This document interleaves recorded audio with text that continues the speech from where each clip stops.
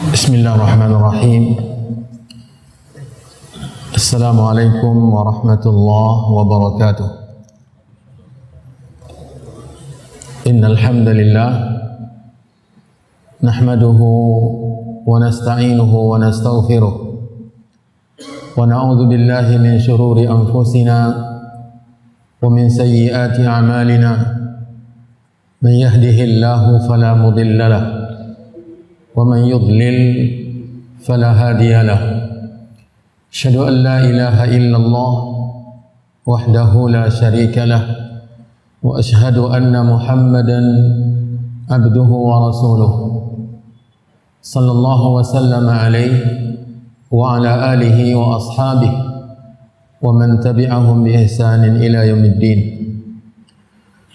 اللهم لا علم لنا إلا ما علمتنا وعلمنا ما ينفعنا وزدنا علما وأصلح لنا شأننا كله ولا تكلنا إلى أنفسنا طرفة عين.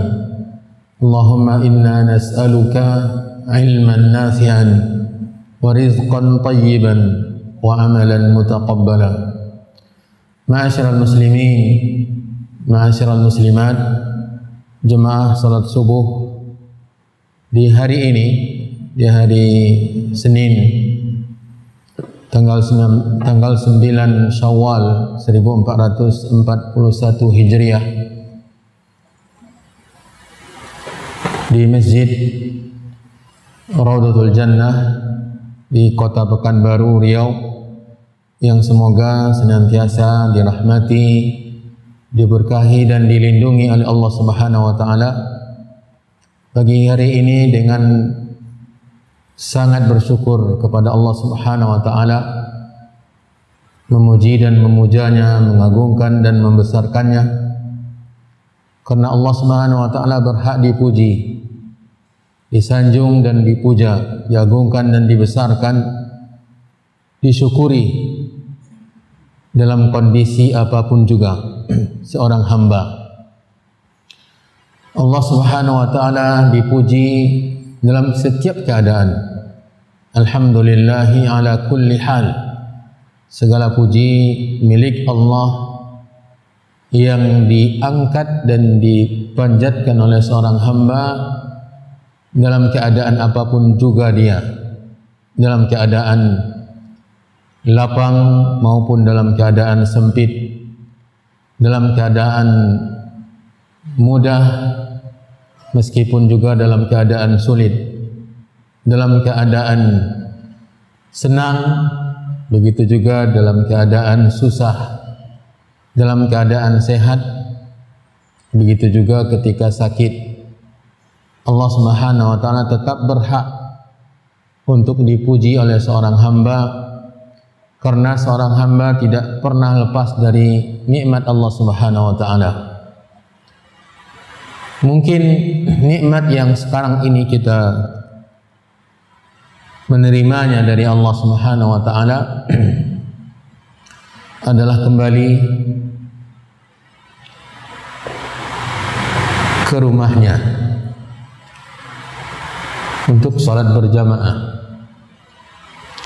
Walaupun keadaannya berbeda, tetapi kembalinya sama. Mungkin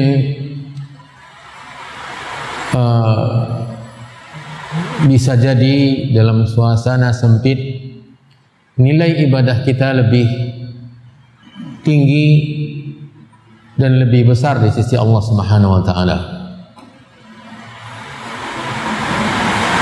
Protokol kesehatan yang mungkin sebagian kita merasa disempitkan, merasa disusahkan, merasa janggal, merasa aneh dalam melaksanakan ibadah, bisa jadi itu penyebab nilai ibadah kita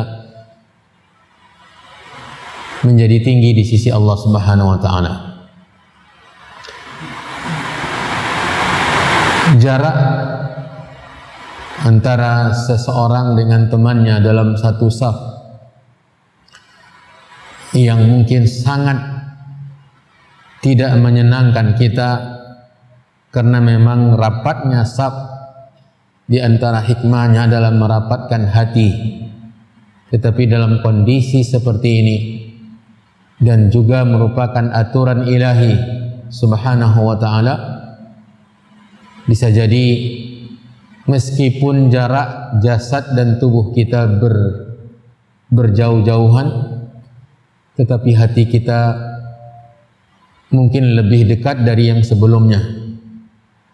Maka ma'asyiral muslimin wal muslimat, segala puji milik Allah Subhanahu wa taala satu-satunya yang telah memberikan kita kembali kesempatan untuk berada di salah satu rumahnya untuk melaksanakan salat fardu, terutama bagi kaum laki-laki, berjamaah.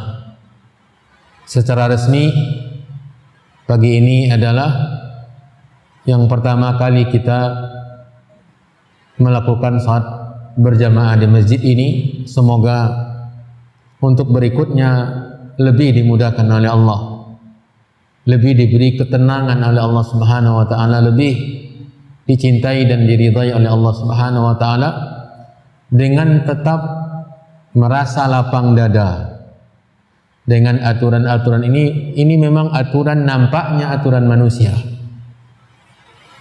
nampaknya aturan manusia, tetapi di situ yang harus kita yakini merupakan aturan agama, tuntunan agama kita yang mengarahkan kita untuk melakukan hal-hal yang mengikuti protokol kesehatan yang sekarang ini kita mencoba untuk membiasakan diri. Aturan masuk masjid begitu sulit, tidak seperti yang kita rasakan pada waktu sebelumnya, tetapi yang kita harapkan dari kesulitan itu adalah pahala dari Allah Subhanahu wa taala. Alhamdulillah awalan wa akhirah, segala puji milik Allah dari awal sampai akhir. Alhamdulillah zahiran wa batinah, segala puji milik Allah dari zahir kita dan dari batin kita. Jangan hanya pujian dengan lisan, tetapi kita juga tetap hendaknya memuji Allah Subhanahu wa taala dengan kalbu kita, membesarkan Allah, merasa bahwa apapun kondisi kita, kita tetap tidak akan mungkin lepas dari takdir dan ketentuan Allah Subhanahu wa taala. Falhamdulillah mil'as samawati wa mil'al ardi wa mil'a ma bainahuma. Segala puji milik Allah sepenuh bumi, sepenuh langit, dan sepenuh apa yang ada di antara langit dan bumi. Wa mil'a ma sya'a min syai'in ba'dah atau ba'du, dan untuk apa yang dicipta bila mana Allah berkehendak selain dari bumi dan langit yang ada nampak oleh kita sekarang ini. Bila mana ada bumi dan langit yang lain, maka sepenuh itu pula pujian kita untuk Allah Subhanahu wa taala. Maka ma'asyiral muslimin, pujian, sanjungan, membesarkan dan mengagungkan yang harus ada dalam hati kita saat ini, karena kita kembali beribadah di salah satu rumah Allah Subhanahu wa taala. Ini yang pertama. Yang kedua, kita juga memuji Allah Subhanahu wa taala yang memberikan kita juga kesempatan untuk memulai pelajaran kita, kajian kita, terutama di kajian-kajian subuh yang juga sekarang kita memulainya. Kita membaca kitab Sahih Muslim semenjak tahun 2012 yang lalu. Semenjak masjid ini dimulai, kita telah memulai pelajaran setiap subuh yang awalnya setiap hari, ya, setiap hari dari Senin sampai Ahad. Kemudian kita kurangi demi memberikan jatah kepada masjid-masjid yang lain. Kajian kita dari Senin sampai Jumat. Senin sampai Kamis kita membaca Sahih Muslim setiap hari. Alhamdulillah, pada pertemuan terakhir sebelum libur sekolah, ketika itu yang nanti berlanjut sampai kita liburkan karena wabah ini, kemudian juga adanya bulan Ramadan. Ya, dengan datangnya bulan Ramadan kita sudah sampai dalam hitungan yang kita buat sendiri dari Sahih Muslim pada hadis yang ke-5535. 5535 dalam kitab adab bab yang pertama. Insyaallah kita akan lanjutkan dengan memohon izin, memohon bimbingan dan kemudahan dari Allah Subhanahu wa taala. Ini juga merupakan nikmat yang besar. Ya, yang juga saat ini kita menerimanya dari Allah Subhanahu wa taala. Alhamdulillah. Maka segala puji milik Allah Subhanahu wa taala. Kajian Sahih Muslim, Sahih Muslim adalah salah satu dari dua kitab yang merupakan kitab induk kaum muslimin. Dia adalah kitab nomor urut ketiga untuk pendapat jumhur muhaddithin yang paling sahih di muka bumi. Ya. Atau yang kedua yang paling sahih di muka bumi setelah Al-Quran. Al-Quran kita tidak ragukan lagi, karena memang dia adalah firman Allah Subhanahu wa taala. Sedikit pun tidak ada keraguan di dalam hati seorang muslim bahwa Al-Quran adalah kitab yang paling benar. Wa man asdaqu minallahi haditha wa man ahsanu minallahi qila qul sadaqallah fattabi'u millata Ibrahim hanifa. Siapa yang lebih benar ucapannya dari Allah Subhanahu wa taala? Siapa yang paling lebih baik firmannya dari Allah Subhanahu wa taala? Katakanlah, Maha benar Allah Subhanahu wa taala.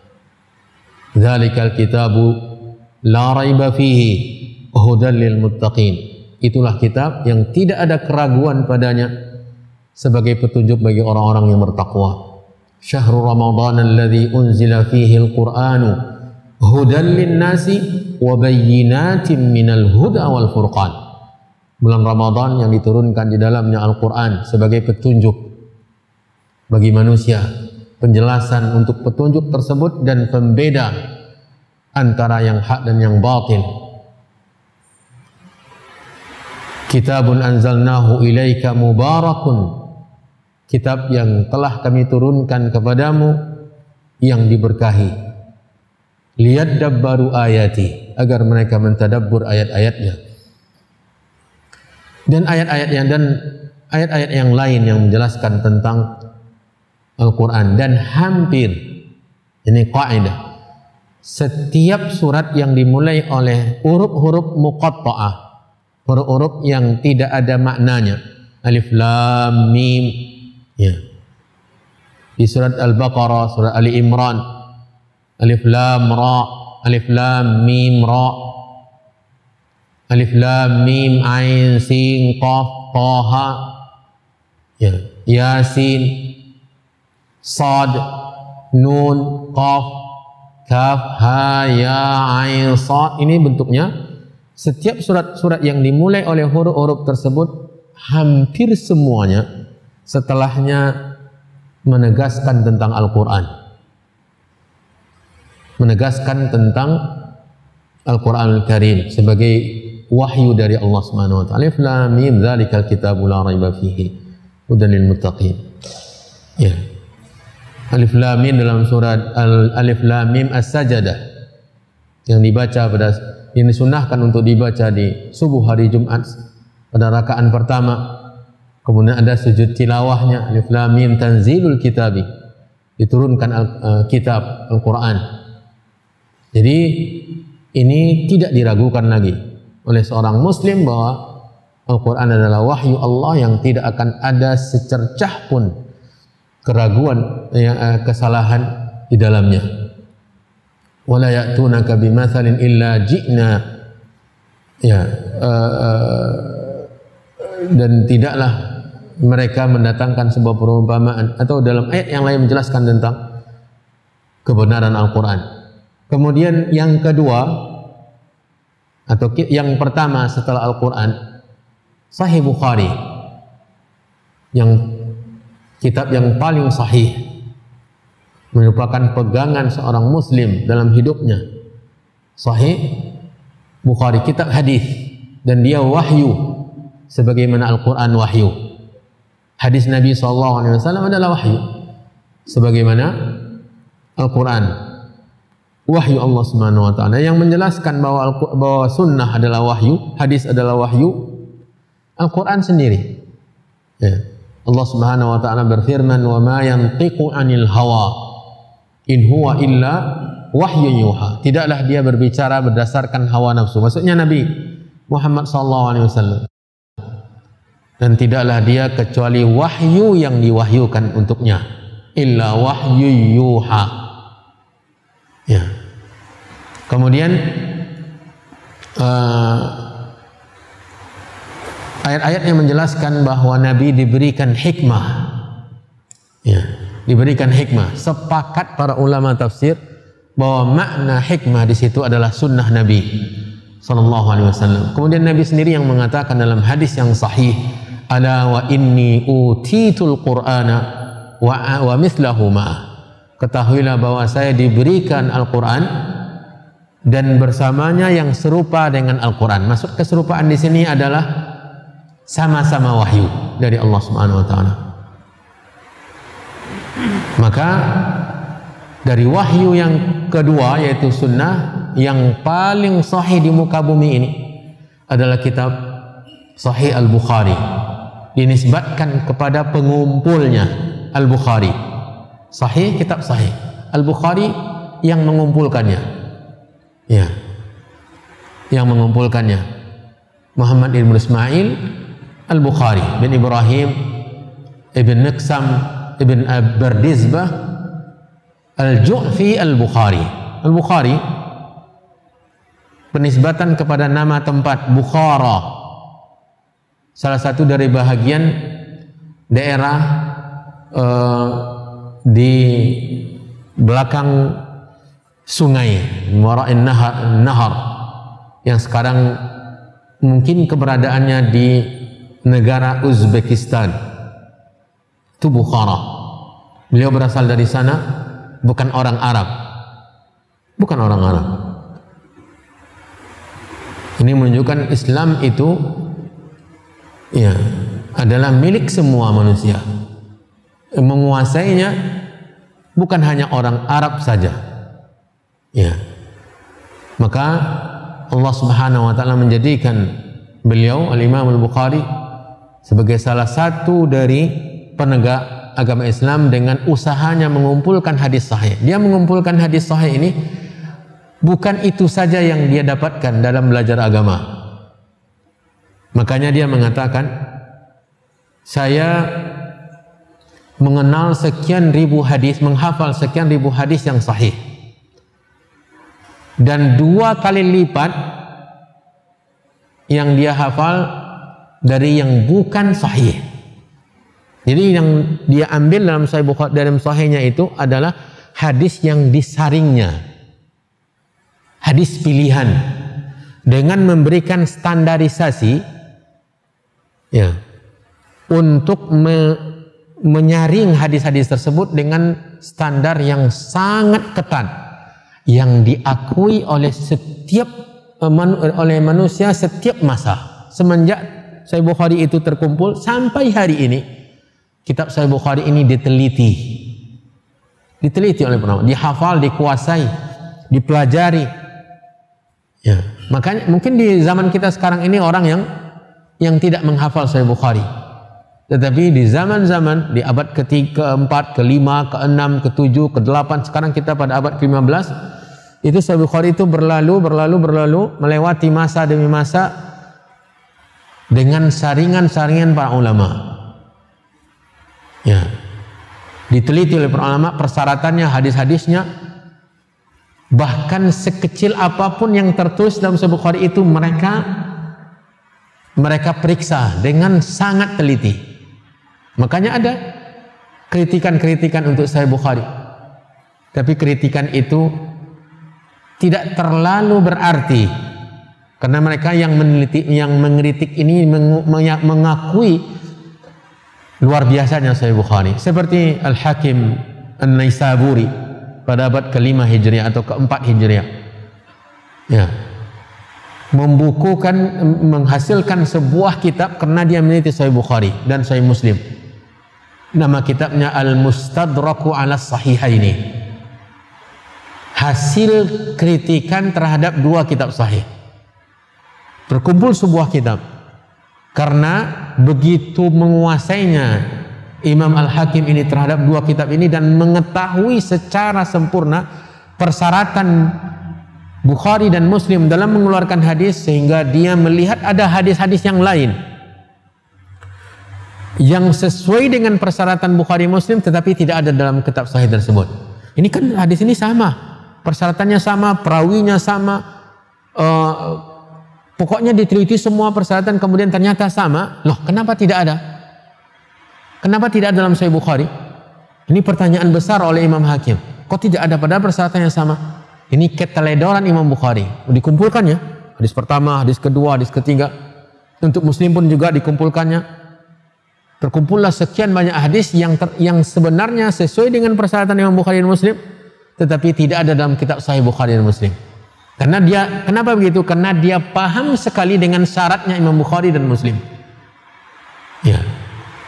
Dan ada lagi seperti Ad-Daruqutni mengkritisi kitab Sahih Bukhari dan Muslim. Imam yang besar, dia adalah gunung dalam ilmu jarh wa ta'dil. Ya. Dan dia bahkan digelari Amirul Mukminin dalam bidang ilmu meneliti penyakit dalamnya hadis. Akhirnya dia keluarkan kritikan-kritikan, walaupun demikian tetapi kritikan dia juga tidak lepas dari kritikan orang lain.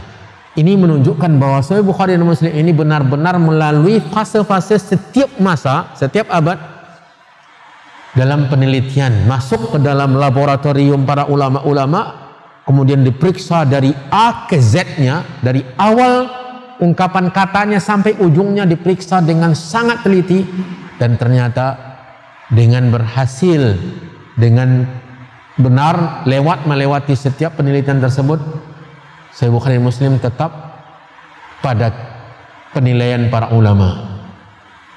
Ya.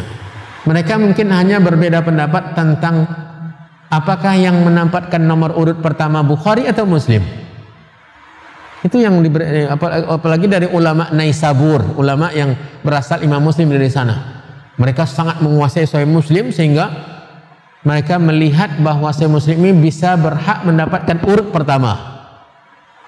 Tapi jumhur ulama hadis, Imam Bukhari tidak akan mungkin terkalahkan oleh Imam Muslim dari sisi persyaratannya yang sangat ketat, yang lebih ketat daripada Sahih Bukhari, yang lebih ketat daripada persyaratan Imam Muslim. Ya. Jadi itu Sahih Bukhari nomor urut pertama, dan dia kitab yang tersahih setelah Kitabullah Al-Quran, kemudian Sahih Muslim. Kemudian mungkin sudah ada kita jelaskan bahwa kenapa kita memilih Sahih Muslim pertama kali. Ada alasan-alasan yang setelah saya pelajari, karena memang kita semenjak belajar dahulu kuliah itu ya mempelajari semua kitab induk tersebut, kitab Sahih Bukhari, Muslim, kitab Abu Dawud, An-Nasa'i, Tirmidzi dan Ibnu Majah selama 4 tahun. Ya, jadi bukan berarti mempelajari semuanya, tapi bab-bab terpenting dalam sebuah mata pelajaran. Ya, dalam di kuliah hadis itu namanya kutubus sunnah dahulu, ya. Dan kutubus sunnah ini dalam 4 tahun itu mempelajari 6 kitab hadis ini secara global, ya, secara global. Jadi kita melihat bahwa, saya pribadi melihat bahwa Sahih Muslim ini dari sisi penyusunan hadisnya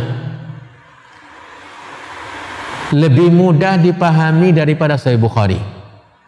Penyusunan kitab dan mengumpulkan hadis-hadis di bawahnya lebih mudah dipahami dari Sahih Bukhari. Sementara kita akan membaca setiap hari hadis. Ya. Karena ini kita memulai dengan padahal urutannya urutan kedua. Lalu kenapa dimulai dengan Sahih Muslim? Itu alasan pertama, lebih mudah dipahami maksud kandungan dimasukkannya hadis ini ke dalam bab ini, pembuatan babnya ini Sahih Muslim daripada Sahih Bukhari. Sehingga untuk setiap harinya kita tidak terlalu khawatir untuk membacanya dan mempelajarinya. Apalagi kita membaca, karena sarah yang paling tinggi dalam mensarahkan Sahih Bukhari adalah Sahih Muslim adalah Imam Nawawi. Ini dikenal nama syarahnya Al-Minhaj. Ya, Al-Minhaj Syarhu Sahih Muslim Ibn Al-Hajjaj. Ini yang kita jadi pegangan. Jadi hadis yang kita baca setiap hari itu adalah hadis yang sudah kita baca syarahnya dari beliau. Ya, dan tidak butuh waktu lama karena memang hadis yang sangat mudah dipahami, syarahnya juga mendukung untuk untuk memahamkan kita. Sementara Sahih Bukhari untuk memahami satu hadis saja yang dia sebutkan dalam babnya, karena terkadang satu bab hadis di bawahnya cuma satu. Ini yang kita dapatkan di pelajaran Sahih Bukhari, karena satu minggu sekali itu saja itu sangat membuat keringat dingin bercucuran. Dibaca sekali tidak paham, dibaca syarahnya lagi tidak paham, diulang-ulang baru bisa paham. Ya, karena untuk mengaitkan antara hadis dengan bunyi bab, apalagi bunyi babnya itu buatan Imam Bukhari sendiri. Dan itulah fikihnya Imam Bukhari dalam agama. Dilihat dari kesimpulan hukum yang dibuat dalam bunyi bab, dimasukkan satu hadis. Terkadang sangat sulit untuk memahami keterkaitan antara hadis dengan bunyi bab yang dibuatnya, sehingga membutuhkan waktu lama untuk bisa memahaminya. Itu alasan saya mulai dengan Sahih Muslim, dan ternyata memang benar, walaupun sebelumnya saya sudah tahu juga bahwa guru kita Syekh Abdul Muhsin bin Hamad Al-Badr yang telah menyelesaikan 6 kitab hadis di pelajarannya di Masjid Nabawi, dan kita juga sempat, ya, semenjak tahun 1994 saya lulus di Universitas Islam Madinah. Kemudian kita dibawa ke sana untuk mulai masuk pengajian hadis ini. Dari mulai kitab Sunan Nasa'i ketika itu, alhamdulillah kita menyelesaikan Imam Nasa'i, Sunan Nasa'i, kemudian Abu Dawud, Tirmidzi, dan sebagian Ibnu Majah sampai tahun 2009. Ya, dan 2009 itu karena kesibukan di kampus sehingga saya tidak lagi sempat untuk ke sana menulis tesis, ya. Jadi ternyata beliau dahulu sebelum saya tiba memulai juga pelajaran hadisnya di Masjid Nabawi itu dengan Sahih Muslim. Tidak tahu saya alasannya apa. Nah, kemudian baru dia dengan mulai membaca Sahih Bukhari.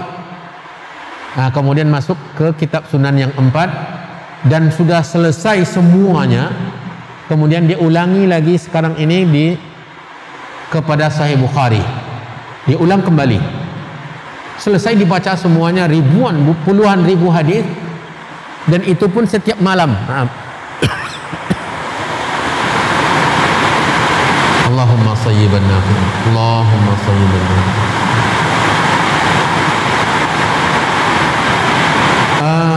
Beliau juga pelajarannya setiap malam kecuali malam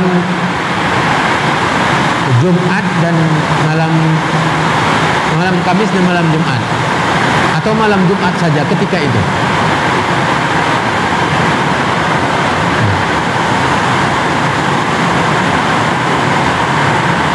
Ya, mungkin tidak terlalu didengar ya, karena kita langsung berhadapan dengan atap, di bawah atap. Baik, mungkin kita cukupkan dahulu pelajaran ini. Insyaallah kita lanjutkan pada pertemuan yang akan datang. Wallahu taala alam. Wa sallallahu wasallam wa baraka wa an'am ala nabiyyina wa rasulina Muhammadin wa ala alihi wa ashabihi wa man tabi'ahum bi ihsan ila yaumiddin. Subhanakallahumma wa bihamdika asyhadu an la ilaha illa anta astaghfiruka wa atubu ilaik. Wassalamu alaikum warahmatullahi wabarakatuh.